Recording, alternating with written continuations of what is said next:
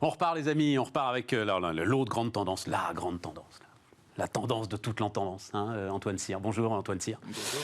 Alors, directeur de l'engagement d'entreprise, c'est ça, de BNP Paribas. Voilà. Oui. Et à l'intérieur, il y a évidemment... Mais même RSE, moi je ne parle même plus de RSE, final. Je ne sais pas quel mot... Est-ce que je peux... Oui, ça va, je peux citer ton concurrent, Frédéric Oudéa, qui m'avait dit, en fait, les choses sont simples, l'accès à la finance va se fermer pour ceux qui ne feront pas les efforts que réclame la lutte contre le réchauffement climatique. C'est ça, Antoine ? C'est en effet ce qui va se passer progressivement, mais je pense que, en fait, c'est pas seulement la finance, c'est tout le rôle de l'économie qui est en train d'être transformé. Je pense qu'on a vécu un certain nombre d'années, et peut-être même depuis très très longtemps, où les entreprises avaient l'habitude de travailler seules. C'est-à-dire, elles pensaient à leurs actionnaires, elles pensaient à leurs clients, elles pensaient à leurs salariés. Mais tout ça, c'est une collectivité qui est très centrée autour de l'entreprise. Et je pense que la situation est telle aujourd'hui, hein, la situation est telle pour le climat, la situation est telle pour la biodiversité, mais elle est telle aussi pour les territoires et pour, on va dire, le consensus social, les inégalités sociales. La situation est telle qu'aujourd'hui, les entreprises doivent aussi se penser comme un élément d'un plan d'ensemble pour que les choses aillent mieux. Alors, je ne suis pas en train de demander le retour à la planification soviétique, mais je suis en train de dire que, d'une façon générale, nous allons tous, bien entendu, les acteurs du système bancaire, mais aussi les consommateurs, les régulateurs, les citoyens, les entreprises elles-mêmes, nous allons tous nous penser comme un élément d'un système d'ensemble. Et d'ailleurs, ce qui est très intéressant, c'est que nous, en tant que BNP Paribas, on est aujourd'hui la première banque des entreprises européennes. Eh bien, on a de plus en plus d'entreprises qui nous jugent elles-mêmes selon notre capacité à... Attends, on va revenir sur la finance et sur le rôle de la banque. Mais d'abord, moi, dans ta phrase, il y a déjà un premier truc qui me pose problème. C'est la confusion des agendas. Moi, enfin, quand tu dis, Antoine, il y a un sujet de réchauffement climatique, mais il y a aussi un sujet de territoire, il y a un sujet d'inclusion, il y a un sujet d'égalité homme-femme, il y a un sujet de lutte contre le racisme, il y a un sujet de laïcité. Stop ! Alors, la confusion des agendas. Je pense qu'il y a un agenda unique, c'est l'agenda des 17 objectifs de développement durable de l'ONU. Cet agenda-là, il est assez clair et en fait... je pense qu'il y a énormément de choses qui, à l'intérieur de cet agenda, convergent. En réalité, bon, alors bien sûr, on peut dire que lutter contre le réchauffement climatique, d'une certaine manière, peut générer certaines inégalités. Mais d'un autre côté, si tout le monde n'est pas embarqué là-dedans, ce qui suppose forcément que le sujet soit conçu et vendu pour qu'un maximum de gens puissent rentrer dedans, si tout le monde n'est pas embarqué là-dedans, ça ne va pas fonctionner. Regarde, Antoine, pardon, c'est exemple absurde, mais il était là hier à ta place. Une entrepreneuse extraordinaire, vraiment une histoire géniale. Elle fait du bio, d'accord. Elle a besoin de certains ingrédients. Il n'y a pas ces ingrédients bio en France. Elle les a fait venir du Brésil. Oui, mais... Je dis, mais bon, on est dans... Cette confusion des agendas amène des comportements absurdes. Pardon, mais c'est une complexité à laquelle les entreprises sont habituées dans d'autres domaines. Donc le sujet, c'est de repenser la complexité des entreprises en tenant compte de cet élément. Il y a une situation, nous par exemple, on est une banque. Je suis désolé, mais là pour le coup, je repars. On est là pour en parler. Moi, je veux parler de finance et de banque. Je repars de ce qu'on fait. Nous, on est une banque, et une banque, elle travaille beaucoup plus sur le long terme que les gens ne l'imaginent.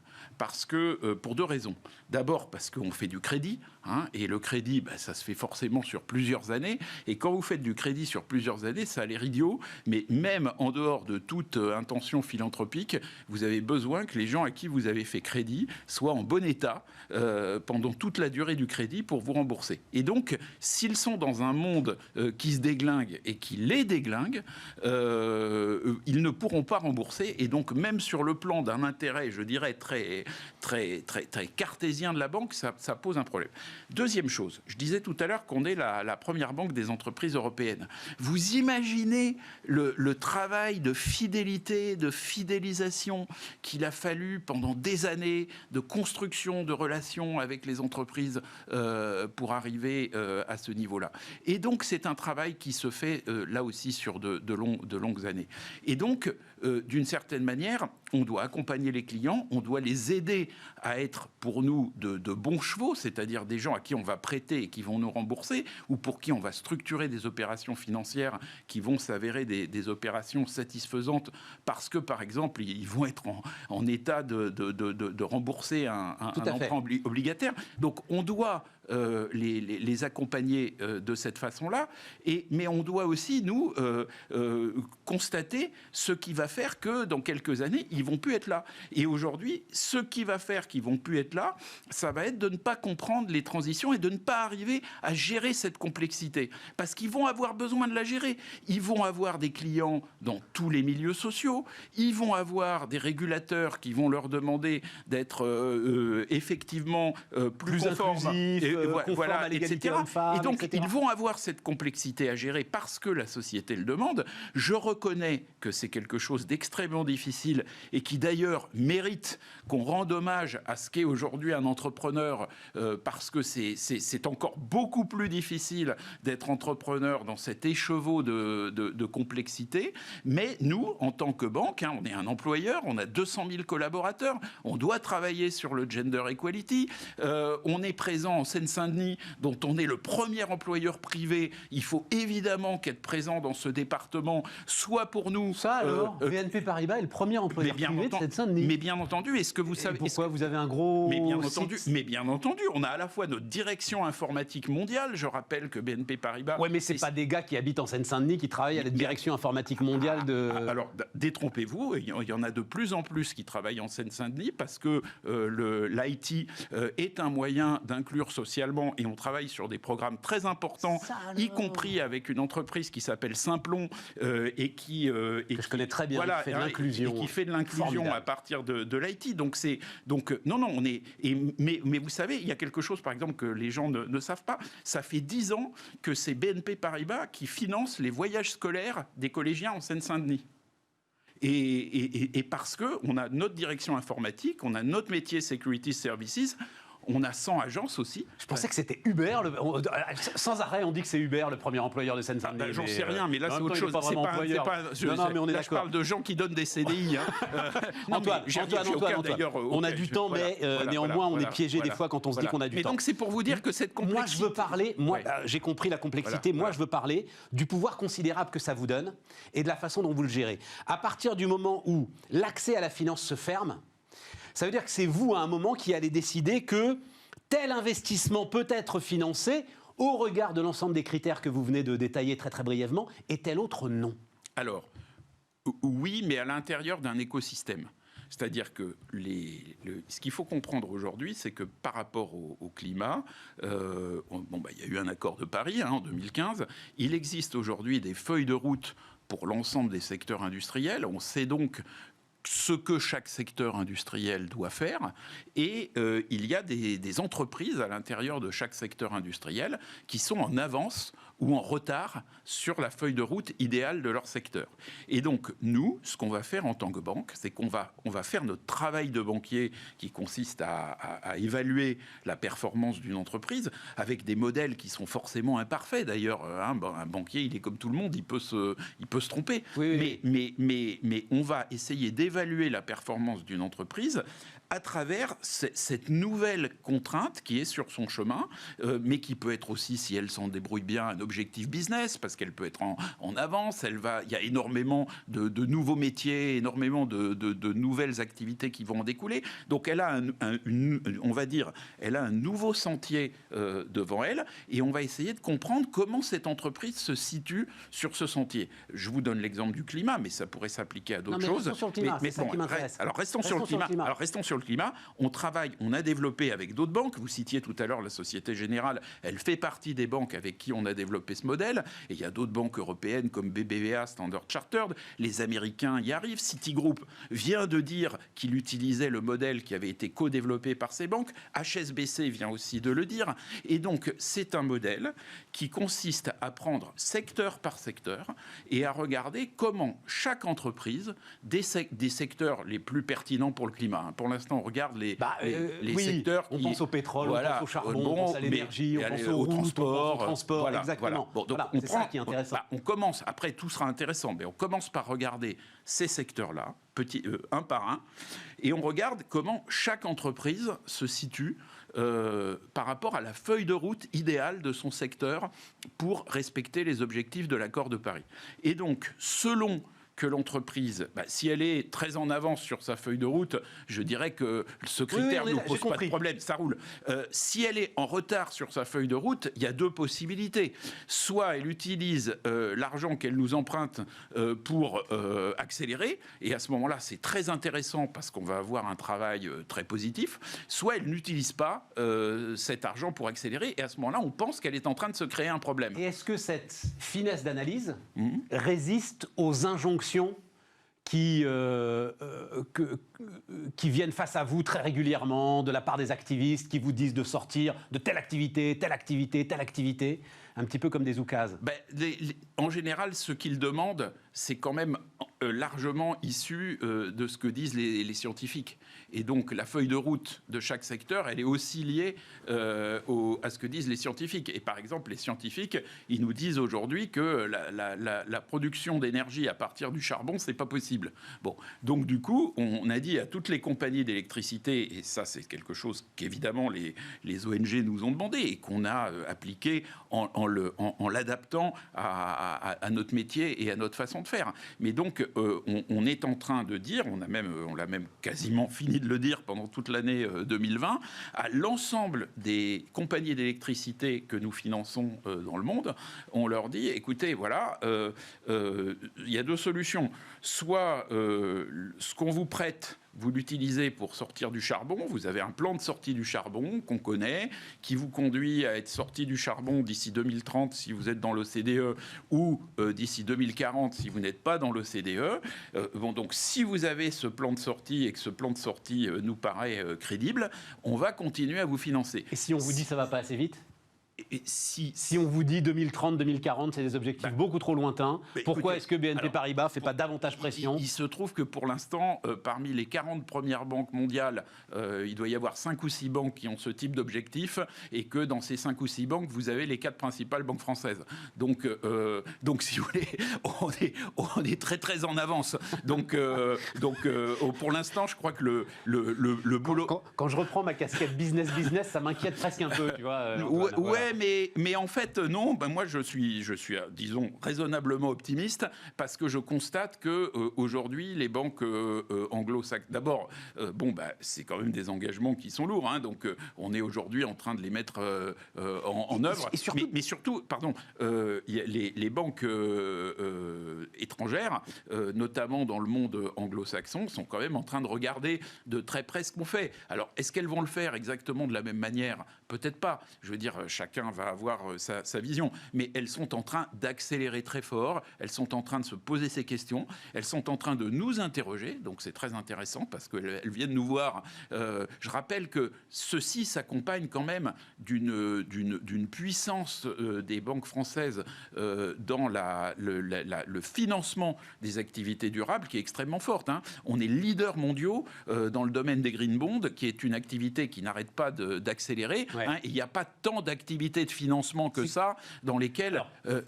Je pense, tu as le chiffre en tête, mais sur l'ensemble du marché obligataire, aujourd'hui, les obligations vertes, c'est quoi ? C'est 3-4%. Pour l'instant, c'est quelques... Voilà, c'est quelques pourcents. Oui, mais simplement, c'est quelques pourcents. Ils doublent pratiquement chaque année. Donc, si vous voulez, ce sont les banques françaises qui sont à la manœuvre là-dessus. Les banques françaises sont leaders. Alors, ce qui m'amène à mon autre question fondamentale. Donc, c'est alors ce mot qu'il faut qu'on ait tous en tête, parce que ça va être l'un des grands mots de 2021, c'est taxonomie.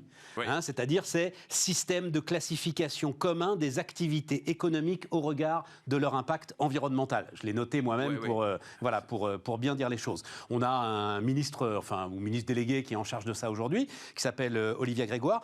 Est-ce que ça, c'est une question de souveraineté, Antoine ? Est-ce que l'Europe doit imposer son système de classification, ou en tout cas ne pas se faire imposer un système qui serait un système anglo-saxon ? Non, je pense que il faut pas.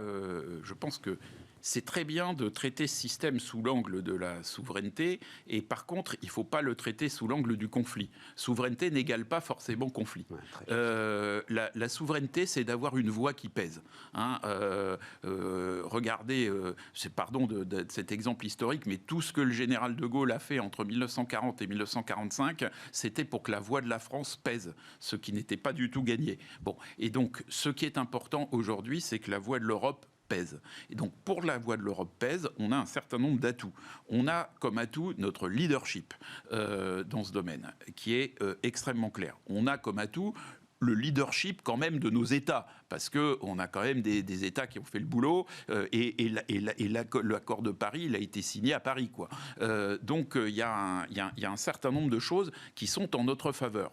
Ce qui est exact, c'est que par exemple, on est plus ou moins en train de créer des systèmes qui vont venir s'ajouter à la comptabilité. C'est pas exactement de la comptabilité, mais c'est des métriques. Et par exemple, la comptabilité aujourd'hui, elle est tenue très largement par des cabinets anglo-saxons. Ouais. Donc, du coup... Qui sont en train de massivement racheter d'ailleurs les spécialistes européens de notation environnementale. Tout à fait. Donc, ce qui est important, c'est effectivement que la taxonomie européenne soit capable et que l'Europe soit capable de dialoguer avec le reste du monde, pas forcément pour imposer de manière unilatérale quelque chose, mais pour que sa voix pèse. Et donc c'est pour ça que l'initiative de la taxonomie est une initiative très importante que nous soutenons. Je crois qu'il faut être très clair là-dessus.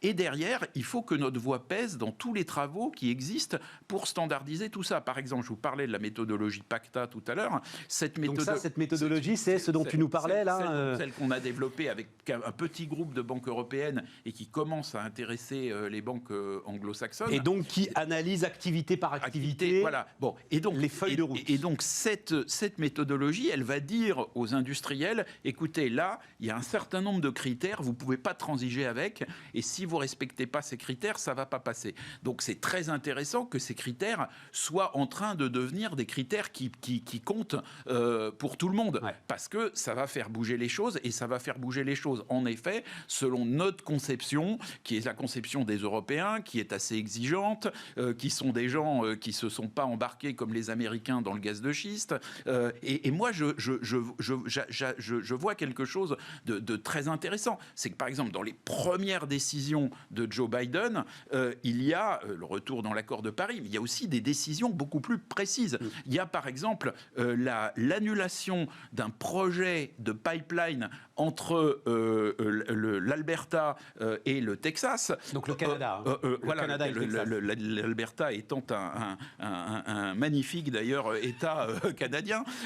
Et donc il y a donc l'annulation de ce pipeline. Bon, il faut savoir que nous, BNP Paribas, ça fait déjà plus de 3 ans qu'on ne finance plus aucun pipeline en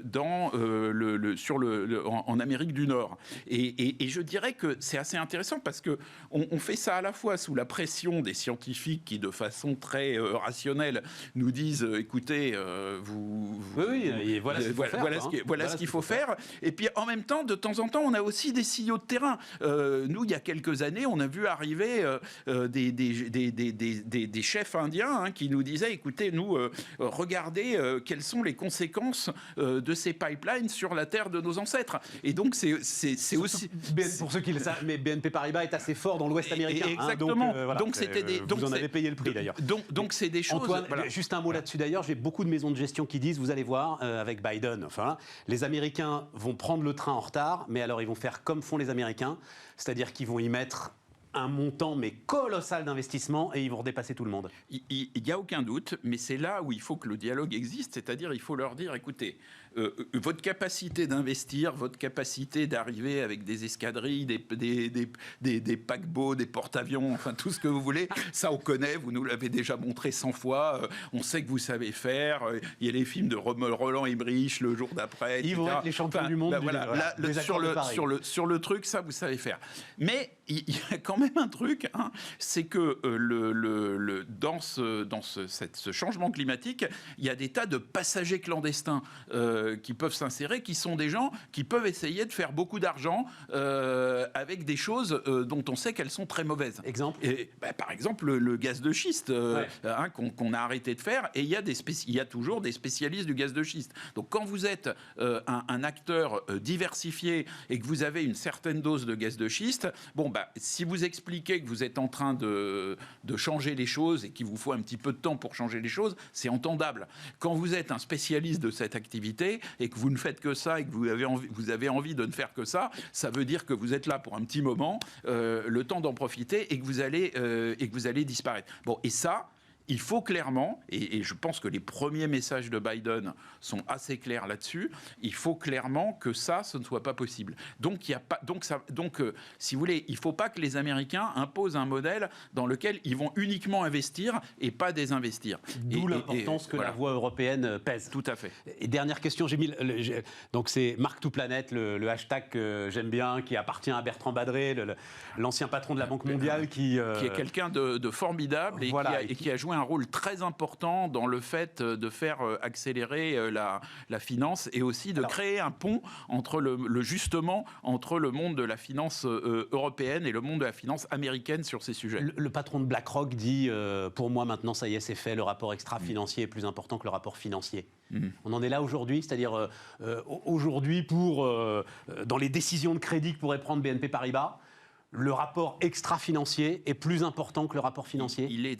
Dire qu'il est plus... Vous savez, une décision de crédit, il faut qu'elle remplisse des critères. Donc, si vous ne remplissez pas les critères, vous n'avez pas le crédit. Et aujourd'hui, ça fait partie des critères et on est en train d'industrialiser le fait que ça fasse partie de façon de plus en plus méthodique des critères. Et à partir du moment où c'est industrialisé, alors à ce moment-là, ça peut être exponentiel. C'est-à-dire, à ce moment-là, on peut avoir, grâce à la finance et grâce aux banques, un virage qui peut être un virage considérable et rapide, Antoine. Mais bien entendu, mais attention quand même, c'est pas un virage qu'elles peuvent prendre seules, c'est-à-dire qu'elles le prennent parce qu'elles font partie d'un écosystème dans lequel il y a des États, il y a des régulateurs, il y a des ONG, tout le monde, chacun avec son langage, certains de façon un petit peu... martiale, péremptoire...